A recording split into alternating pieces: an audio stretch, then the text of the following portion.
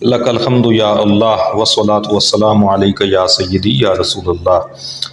اب ذی وقار آسان تجوید کورس کے سبق نمبر 14 میں حروف شبہ مستعلیہ میں سے را کی تفخیم اور ترقیق ہم نے سیکھی، یعنی را کو کب موٹا پڑھا جائے گا اور کب اس کو باریک ادا کیا جائے گا۔ را پر یعنی موٹا ادا کرنے کے حوالے سے مشق نمبر 1 میں قرآن مجید سے کچھ مثالیں ہم نے دیکھیں اور ان کی پریکٹس کر لی۔ اب را کی ترقیق پر قرآن مجید سے مثالیں لیں گے، یعنی را باریک کی مثالیں۔ اس حوالے سے ہم نے یہ سیکھا تھا کہ را کے نیچے زیر آ جائے تو را باریک ہوگی۔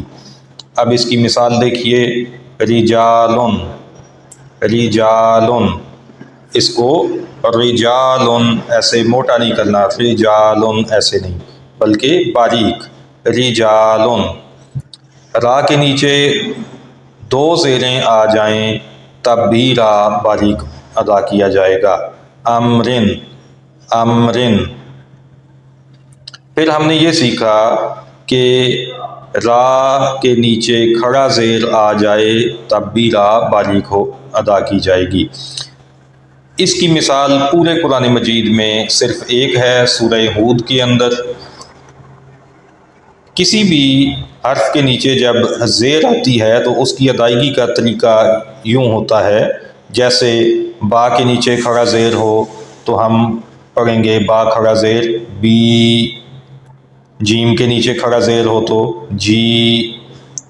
مگر یہ جو قرآن مجید کا خاص مقام ہے جہاں پہ را کے نیچے کھڑا زیر ہے، اس کی ادائیگی مختلف ہے۔ یہاں پہ گرامر کا ایک قانون اپلائی ہوا ہے، امالہ، تو رائے امالہ ذرا مختلف طریقے سے ادا ہوتی ہے۔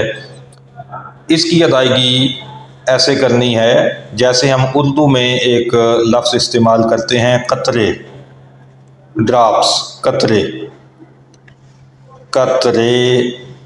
تو اسی طرح سے یہاں پہ را کھڑا زیر ری نہیں ہوگا بلکہ را کھڑا زیر رے، اس کو یوں پڑھا جائے گا۔ تو اب اس لفظ کو ہم پڑھیں گے مجریہا، مجریہا۔ را کو باریک بھی رکھنا ہے اور اس کا انداز بھی مختلف ہے۔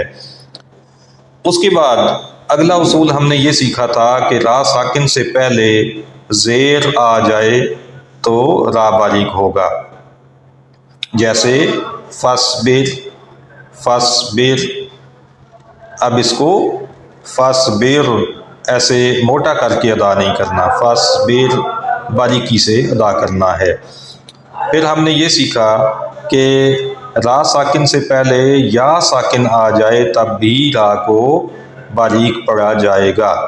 اب دیکھیے یہ جو مثال ہمارے سامنے اسکرین پر ہے، اس میں را کے اوپر تنوین ہے، 2 پیش ہیں، مگر آیت کے اختتام کا نشان بھی موجود ہے۔ تو جب ہم نے یہاں پر رکنا ہے تو را کو ساکن کر دیں گے۔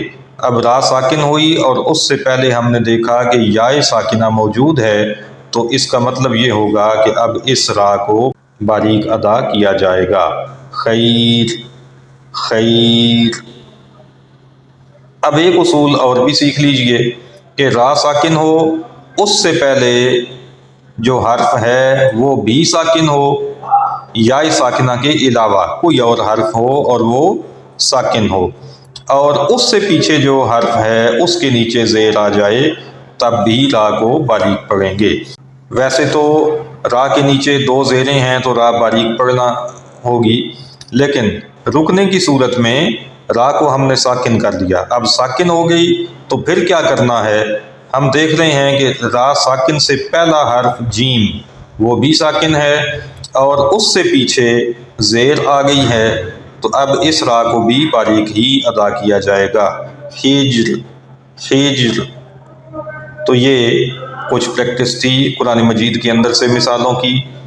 اللہ پاک سب کو اچھی طرح سے قرآن مجید کی تلاوت کرنے کی توفیق عطا فرمائے، قرآن مجید کے ساتھ سب کو محبت عطا فرمائے، اور قرآن مجید کے ساتھ ہماری اس محبت کو آخرت میں ہمارے لیے ذریعہ نجات بنائے۔